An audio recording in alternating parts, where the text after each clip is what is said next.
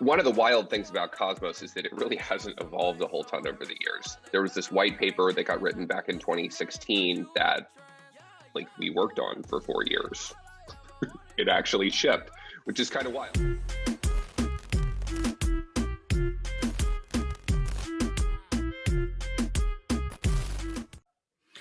Stargate is being unleashed on February 18th, which is only a few days away. And Erik Voorhees, the CEO of ShapeShift, calls it a defining event of this year for the entire crypto space.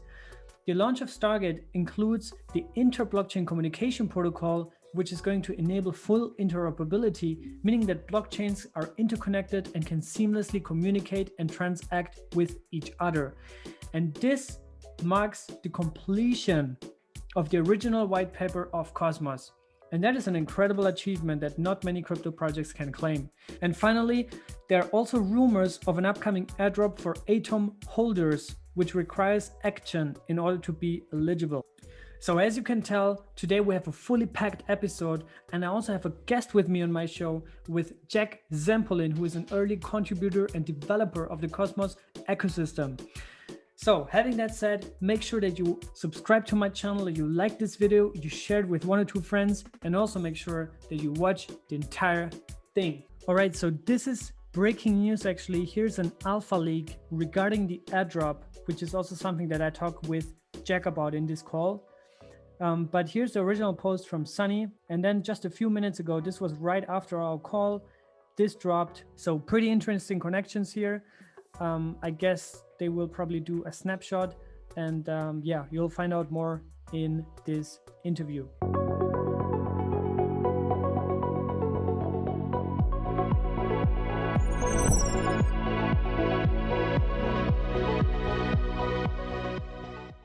The Cosmos ecosystem is growing like crazy. A lot of buzz, a lot of hype now, more recently on Twitter, as we're approaching the Stargate launch.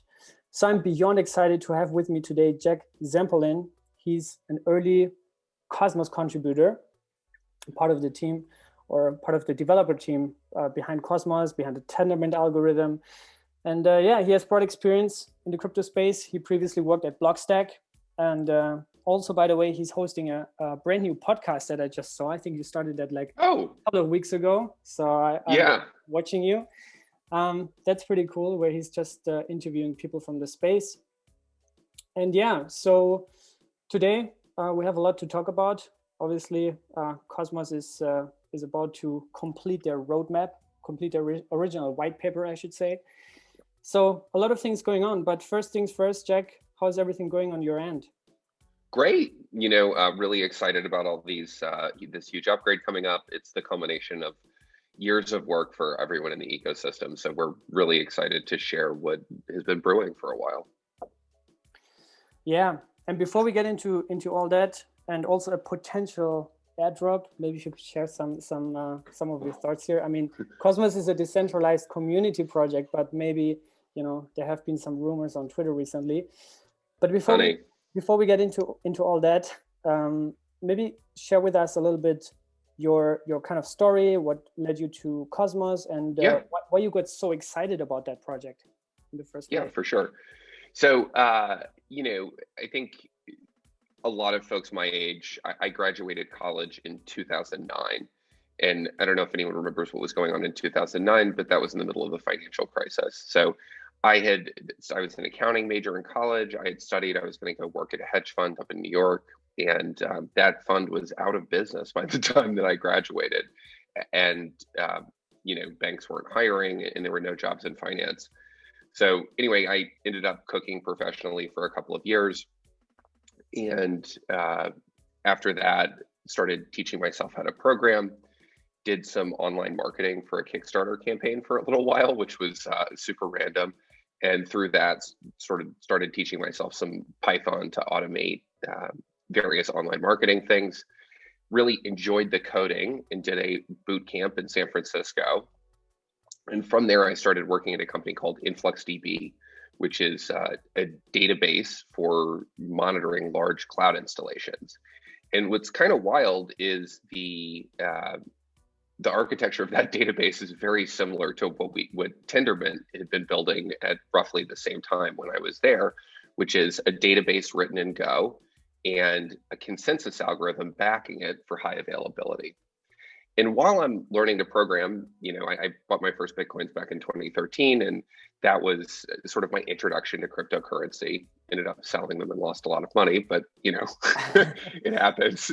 And so fast forward to early 2017, my roommate that I'm living with is working at this company called Blockstack, and have been programming for a couple of years now and really understand how to build and work with these distributed systems.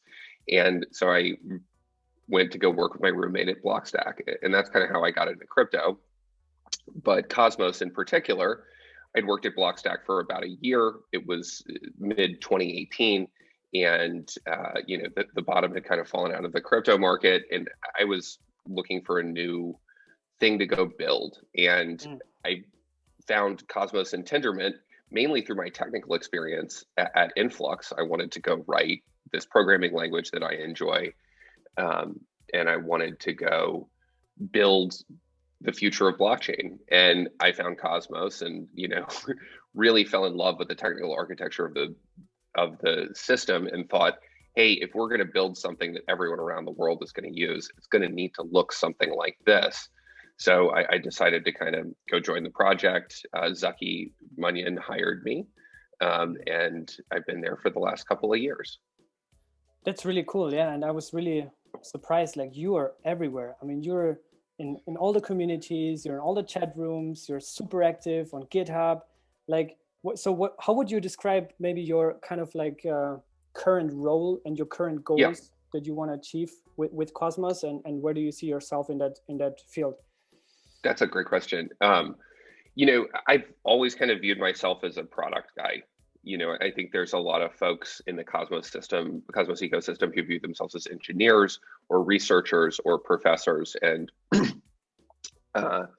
which is really cool. It's very different from a lot of other blockchain projects where you've got a ton of marketing and biz dev people, and are very interested in how to bring in the community. Cosmos was really much more interested in how do we build the software.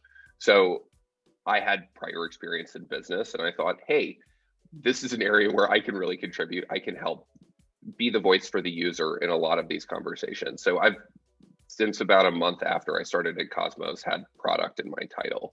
So I've kind of viewed myself as the product manager for the whole ecosystem. I was product manager for the hub at launch. I was product manager for the Cosmos SDK after that. I helped build IBC, and the part of IBC that I helped build was the relayer, which is the sort of user-facing side of the IBC protocol. So, the intersection between software and users is, I think, where product is, and that's kind of what I do. That's really cool, man. You're really deep in the entire Cosmos ecosystem. And since I started research a couple of weeks ago to go really deep into Cosmos and how it all plugs in and connects together, I'm really impressed by the technological architecture, but also by the community initiatives, by all the efforts from guys like you. So really, really awesome, and really great to see this unfolding now and kind of like all coming together in 8 days. So I guess that's a really cool achievement and path there. But I mean, we've been working as an ecosystem on this upgrade since about when we launched the hub. It's been over a year and a half at this point. After we launched the hub, we realized there was this need for these really thoroughgoing, deep level refactors that were going to take a long period of time. We had some major features like IBC that required a full specifications process, and working with academics throughout the industry in order to, audit and ship this protocol. And we've done all that hard work, and now we're ready to bring it to everyone who wants it. And for those who are listening that are not too deep into crypto, obviously right now the markets are exploding, the prices are going up. So I think there's going to be a huge inflow of people who might also see this video just in a couple of weeks. So for those folks, how would you, let's just step a little bit back here and go back to the root of Cosmos, and basically the main problem that Cosmos is trying to resolve, And I encourage also people to watch my previous videos, which is where I explain basically what Cosmos is, how it works, and why it exists. But maybe from your experience and your kind of conversations with the creators and with the early contributors, how did that project start? What is the purpose here? How did it get funded? I heard some very cool stories here. And how did it kind of evolve over the years? Yeah, that's one of the wild things about Cosmos is that it really hasn't evolved a whole ton over the years. There was this white paper that got written back in 2016 that like we worked on for 4 years. It actually shipped, which is kind of wild. But how did Cosmos start? I think that the core innovation that really made Cosmos is this thing called TENDERMINT. And TENDERMINT is this consensus algorithm. And people in crypto hear a lot about consensus algorithms, but basically what it is a way to make databases really safe. You can have multiple copies of it. You're not going to lose the database, and it's really easy to keep it online. And this comes out of decades of classic computer science research. And what Jay Kwan, who was one of the founders of Cosmos and TENDERMINT, did when he created TENDERMINT is made a small tweak to a bunch of academic work from the 1980s and came up with this new, really easy to implement Byzantine fault tolerant algorithm. And that was sort of the core of Cosmos TENDERMINT. After that, we had Bucky and hey, Carolyn. We had Bucky came on with Zaki Munyan, and they said, well, what can we use this really fault tolerant database for? And they wanted to use it to build public blockchains. And in a world where it's really easy to build a public blockchain, how do we get those blockchains talking to each other? Because if we go back to 2015, when they were sort of talking about these ideas, that was at the genesis of Ethereum. The early Ethereum proof of stake discussions were going on. And there was sort of a division within that community whether we need to build one very large proof of stake blockchain, something that looks like Polkadot or ETH2, where all of the chains below it connect via a central relay chain, or do we want to build something that looks more like the internet? Do we want to build a communication protocol between these blockchains that allows for permissionless communication between any two blockchains without any central counterparties? And a lot of folks went to go build this ETH2 Polkadot style vision. And there's a whole community of people that split off from Ethereum back in 2015, 2016, who went to go build Cosmos. And we have been building that vision for the last 4 years. Yeah, I joined in 2018, but there would have been a lot of work done prior to that.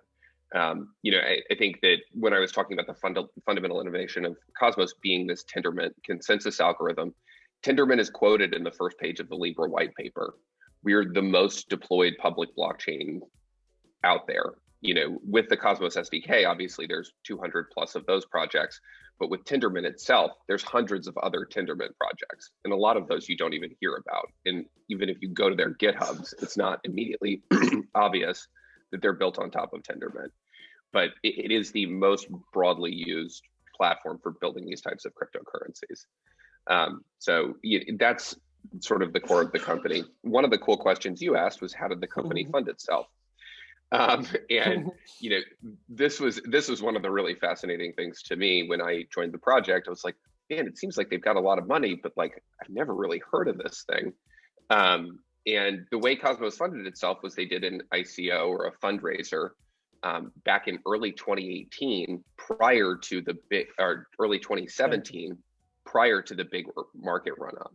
I think Bitcoin was at like $3,000 and Ethereum was at $40. And they raised $17 million in Bitcoin and Ethereum at those prices in 30 minutes. It was massively, yeah, they had to cut it off. They took the site down. They tried everything they could to cut it off. And that was the $17 million that we sold. The price of that crypto that the company held went from $17 million to somewhere over 500 million during the course of that run up.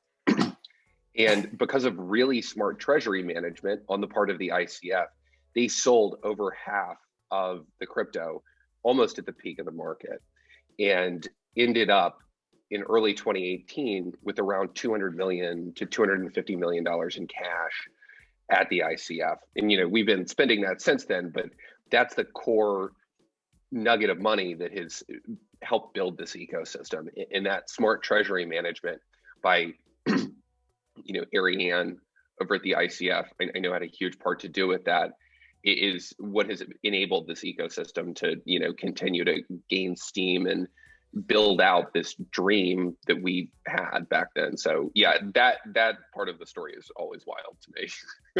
I mean, after this call, I would like to get connected to him and have him as my personal financial advisor to tell me when to sell. Ariane's a woman and she's badass. Oh, to her. Okay. Oh, okay. Yeah. Let's see. I mean, that is a crazy story. I mean, we've seen a lot of projects raised in 2017. Kept it in crypto, made a lot of money, but they haven't done anything out of it. Most lost even their money. They never even, cashed it out. So yeah, that was a really good, smart move by her or by the team, I guess. There were probably more people involved in that. But yeah, before we get into more specific details also on the utility of Atom and also the ecosystem that you already mentioned, 200 plus projects building on the Cosmos ecosystem. Talk about the upcoming upgrade. Erik Voorhees, the CEO of ShapeShift, he calls it a defining event of the entire crypto industry of this year. So talk about how, what is the main, what are the most important upgrades and features? How does it affect also the competitive landscape? You already mentioned Polkadot. How does it affect Cardano's, the Ethereum's, the Algorand's, and what's the key here? Yeah, for sure. So I'll start with kind of the most technical and least exciting stuff first and get to IBC at the end. And, IBC is really the crowning achievement of this ecosystem. It's the reason for building this platform, and we're shipping it in a really impressive format.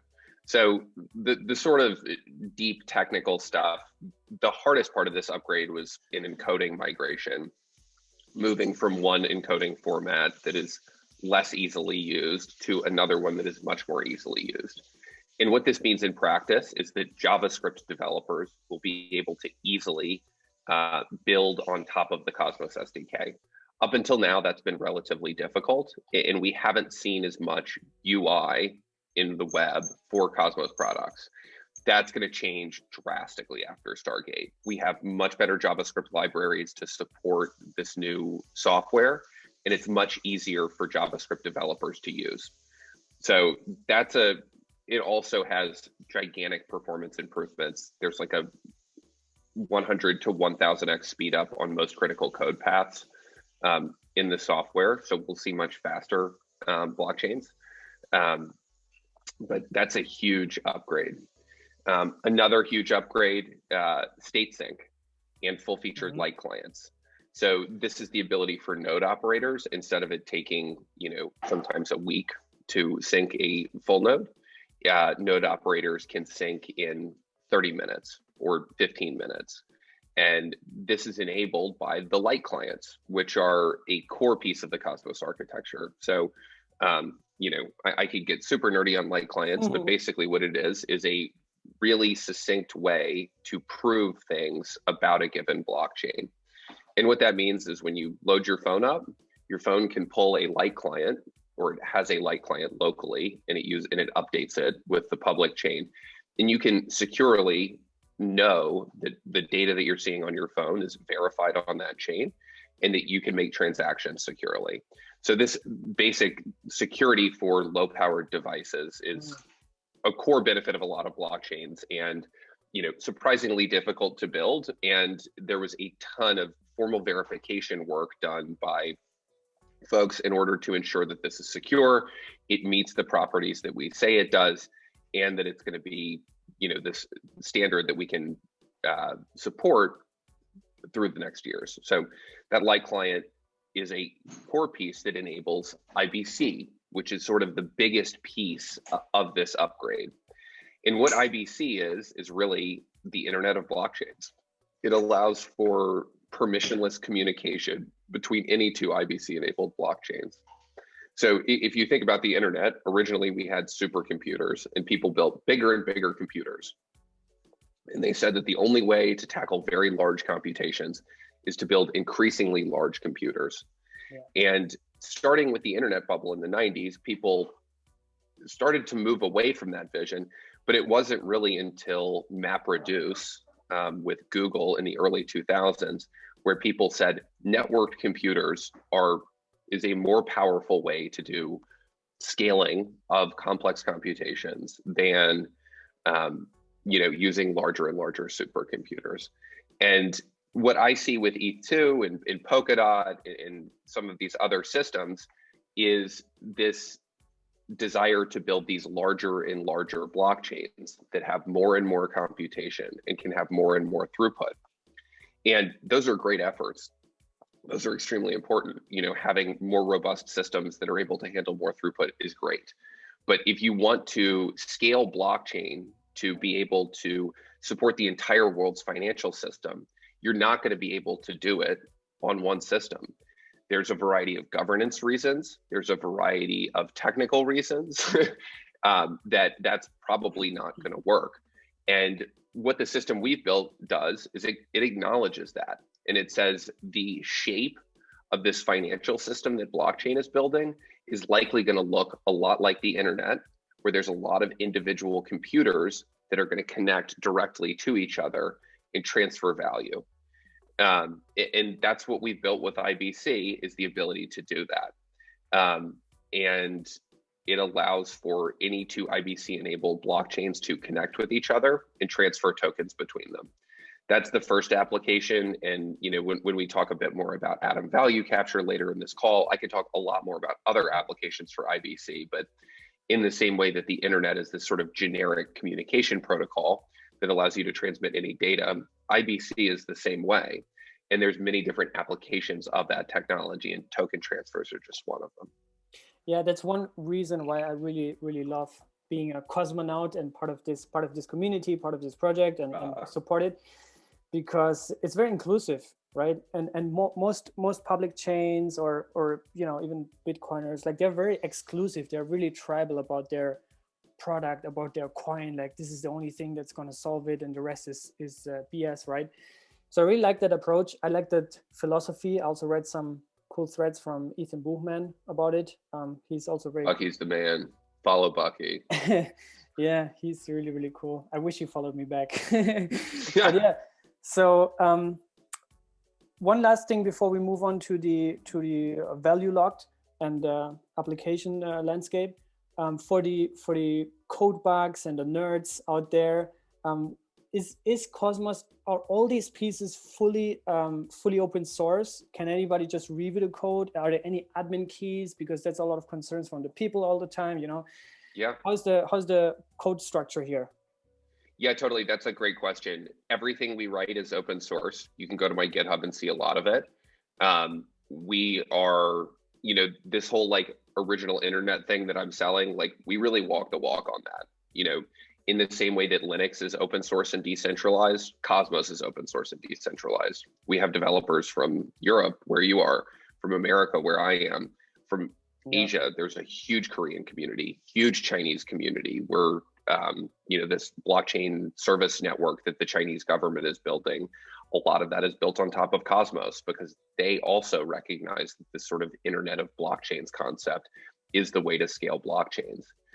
So yes, everything we build is open source. You can go check out the source code. The security in the network comes from validators, and all of the user experience that's built so far is basically around showing which validators there are, how to stake with those validators, in those things. So there's no admin keys in what we build. There's no backdoors. We build world-class secure databases for people who want to run them on the open internet with a bunch of their friends and build new financial systems. And that is, that's like a core value of what we do, open source. Yeah, I also saw there's hundreds on GitHub, there's hundreds of developers. And also I think on the broader Cosmos ecosystem, which is the next topic that we'll talk about, there's probably 1,000 to 1,500. I read some pieces out there on Twitter, also on the developer landscape. It's absolutely amazing. I mean, this is eventually, this is the product, right? Like, this is the product. I mean, developers coding lines of codes, that is the product, and then the community is what gives it value, right?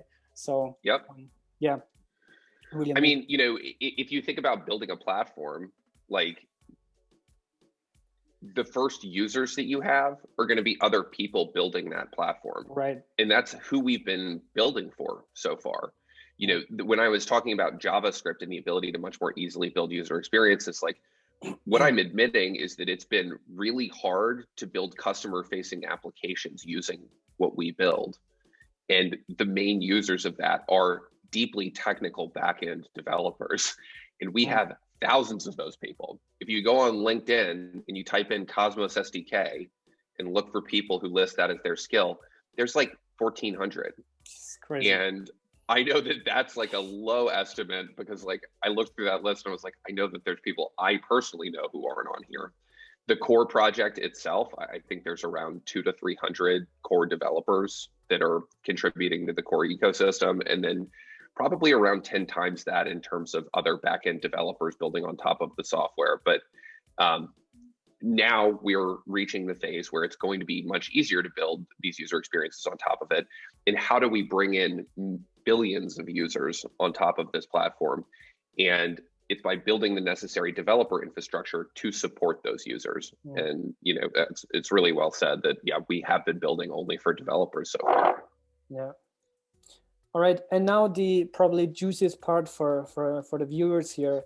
The launch is very highly anticipated, and there has also been some rumors on Twitter from developers. I think Sunny Agarwal, yes, was the guy who tweeted something out, that every Atom holder should withdraw their Atom tokens from a centralized exchange or centralized wallet to a decentralized one, which is something, by the way, that I always recommend people to do, to hold self-custody, right? Elon Musk actually tweeted something out, I think today or yesterday, that oh, good. Yeah, he did. He was commenting. Not your keys, not your coins. Yeah, he was commenting on some crypto wallet, and he told them basically like your product sucks because you guys hold the keys, right? So that's really cool to see. So what can we expect? What do you know? Yeah, well, you know, for those who aren't familiar with Sunny Agarwal, he's a core developer from Cosmos. He was with the project right around the time of the fundraiser and has been a huge Cosmos contributor since then. Sunny is frequently fond of dressing up as things like the Byzantine general. And, you know, for folks who have followed him, he forked this project called Edgeware that was doing something called a lock drop over on Polkadot, built it out on a Cosmos chain, and actually got higher reliability than Edgeware. And didn't know that. Wow. Yeah, which is kind of funny. I mean, we just build production level software and they build toys. It's a different piece of software. But Sunny sounds like he's planning something, and it's going to be likely fun. The reason why he's telling people to pull their coins off of exchanges before the network upgrade is at the time of the network upgrade, we export all of the state for the network. And it's really easy to analyze that at that point and say, here are these addresses, and I'm going to go airdrop these tokens to that address. So I understand technically what Sunny wants to do from a like I'm going to give tokens to people aspect. I have no idea what the product that he's launching is, but I'm very excited to see. Everything that I've seen Sunny work on is really cool. So excited to hear more about his little stealthy project that he's working on. So what wallets do you recommend to Kepler? Hold? If you're going to try a wallet, you know, there's a lot of Cosmos ecosystem wallets out there. You know, the one that I built is called GAIA CLI, and it's the Cosmos command line. That's my favorite wallet. But I know not everyone's a developer. So if you're not a developer, I would highly recommend you look at Kepler. They support the broadest variety of Cosmos chains and are at the forefront of implementing for IBC, and they will be supporting IBC before a lot of other wallets. They've also done some core work in the ecosystem in terms of bringing in new IBC protocols, such as interchain accounts, which allows some really cool things. So yeah, highly recommend Kepler. Dojmos, who's the CEO there at Chainapsis, is a good guy and a friend. I worked with him at AIB for a long time, and they make great products. Yeah, I'm actually also holding my coins on Kepler, and it's really cool, really simple. Kepler ledger integration too. Right. Yeah. Yep. And it's really easy to set up. I mean, 3-4 years ago, things were a bit, less user friendly, and you had several more steps. But now it's crazy how easy things are. But yeah, I have 2 more points here. Yeah. I guess we'll first start with let's start with the token utility here, with the Atom token utility. I know, so of course it's the native coin of the entire Cosmos ecosystem, but there's some cool things that I think probably contribute to the high evaluation that we see on Polkadot right now, is because those parachain auctions on Polkadot are launching soon. And in order to become a parachain and to get a slot there, you have to, as a project, you have to lock in funds, right, in form of DOT tokens. Yeah. So I think a lot of people are just anticipating that and think like, oh, this coin is going to moon, I have to buy now. And then the price just keeps going higher. So what are the... One thing about that dynamic I do want to mention. Okay, go ahead. These projects are all early stage projects. They don't have hugely deep pockets. A lot of the money they've raised is from Polkadot giving them money to get started, and they're expected to fork a ton of that back over to Polkadot in the form of fees to the relay chain. Yeah. And the higher this valuation goes, the pricier and pricier these relay chain slots are going to be, and the less money these projects are going to have to actually build their product. So, this dynamic is very interesting to me. What I see is an overhyped thing and something that's raising the costs for developers to the point where it's unsustainable to do business. And, what we see is not a lot of projects launched on Polkadot. We see a lot of hype and a lot of things that are coming down the pipe, but there's not a lot of projects. There's like $30+ billion of deployed Cosmos chains out there that you can invest in today. We'll talk about this in a second, but first, with real users. Sorry. Yeah. But yeah, no, that whole parachain auction thing is just like, okay, cool. Like, seems fun. Yeah. I'm glad they're doing it.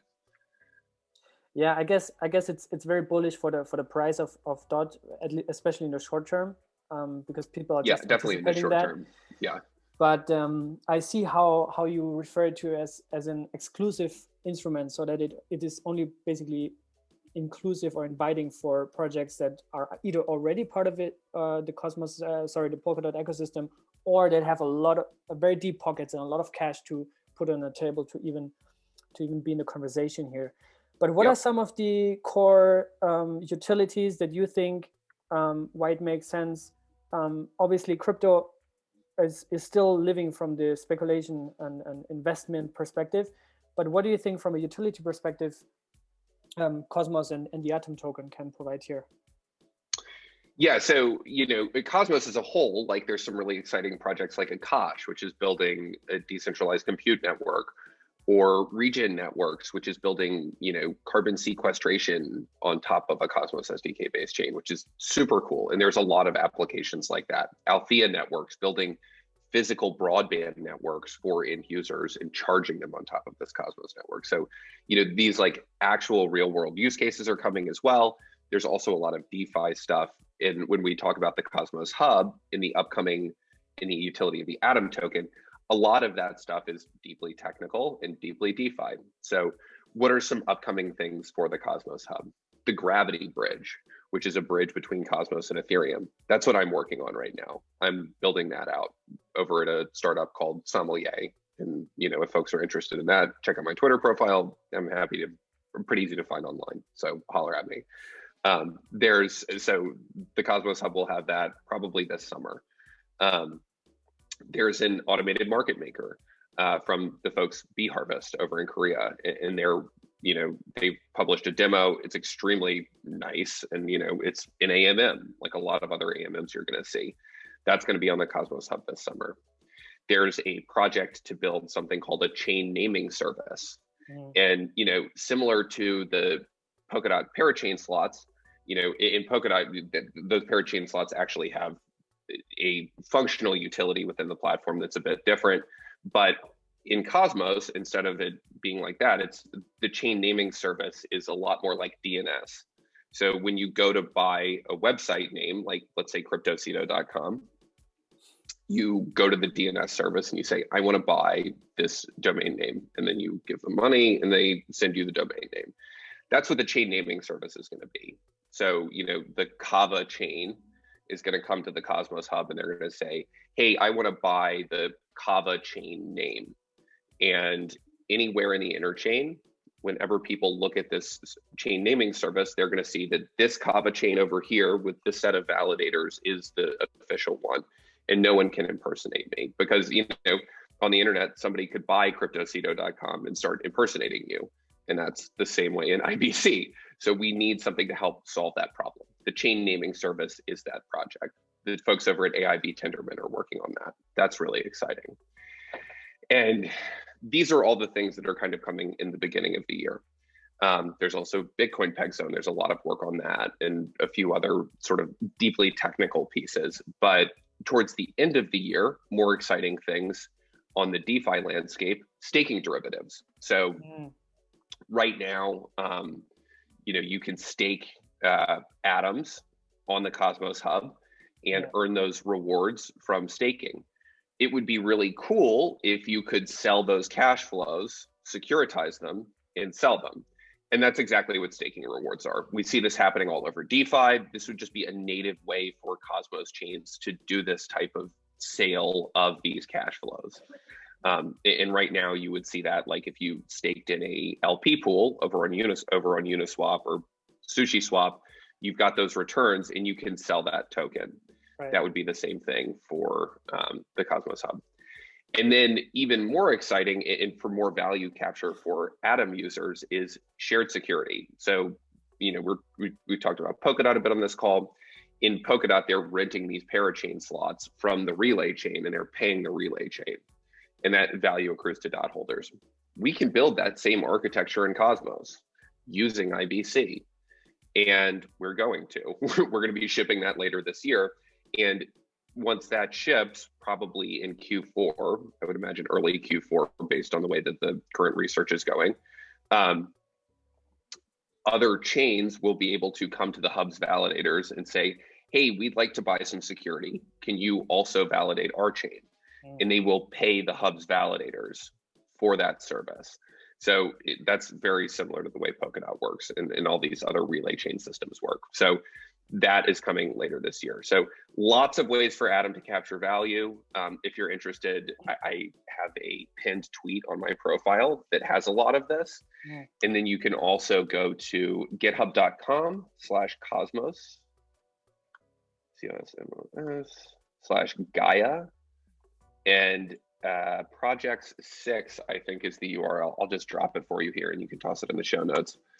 But this is a board with the next few phases of development for Gaia and the features that we're planning on shipping. And that's actively maintained by the folks over at Informal and the Interchain Foundation. There's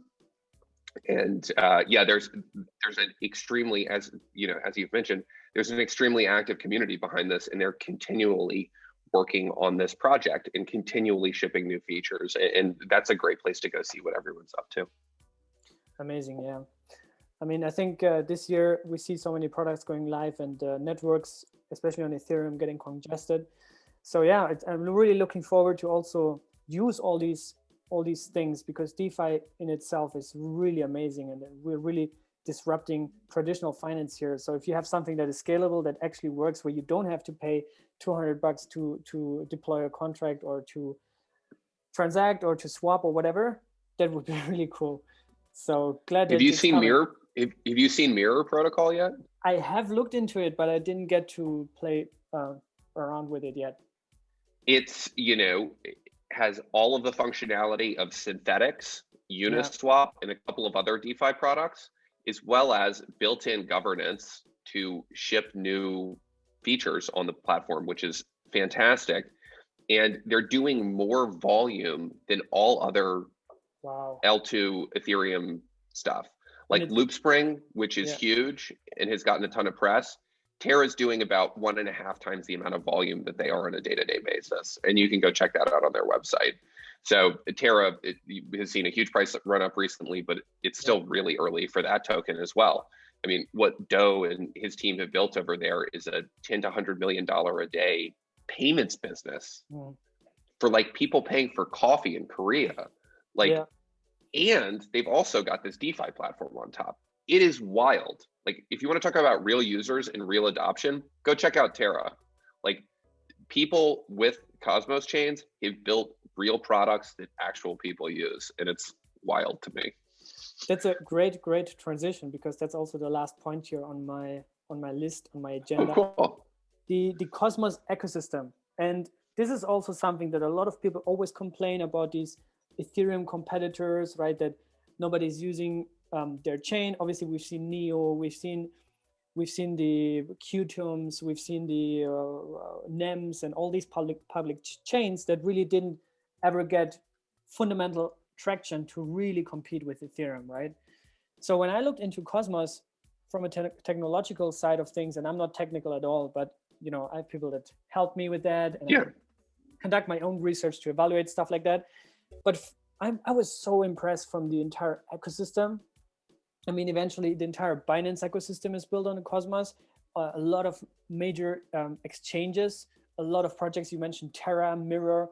So can you talk us through about the ecosystem? You tweeted also yesterday, I think, that 35 billion in value is already running on the Cosmos network. So can you elaborate on that, and also what you think is the future going to look like? Yeah, absolutely. That's a great question. You know, I think that what we're building the Internet of Blockchains, requires other computers on the network. And when I started working at Cosmos, one of the first things I did was try to get the software we were building out in front of users. And who are those users? Anyone who's interested in building their own blockchain back in 2018. And as you can imagine, a lot of those users were very serious, large financial institutions and, you know, other really serious projects. One subset of projects that were actually launching the chains that they were talking about and not just leaving them in corporate R&D departments were these crypto exchanges. So we see Binance, we see OKX, we see crypto.com, we see all these other exchanges that have built blockchains on top of the Cosmos SDK. And that's because they went out and looked at all of the alternatives and they said, this is by far the best piece of software to do what we want to do.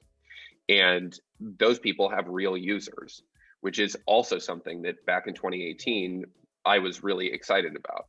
You know, as the product manager for something, you have key performance indicators. And the KPI that was number one for me was assets under management on Cosmos SDK based chains. And the number two one was users or individual accounts on Cosmos SDK based chains. So we worked really hard to find those users, support them, and get them up and running. And we see that with the exchanges.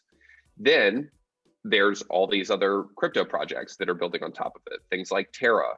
You know, the Terra team had an existing payments business in Korea using the traditional banking system before they built out Terra. There's, you know, if you want to go check it out, there's Cosmos Cap. It's cosmos-cap.com. And there's a list of all of the different projects on top of Cosmos. And obviously DeFi protocols. We see Thorchain, we see Kava, we see Injective protocol, Mirror protocol. There's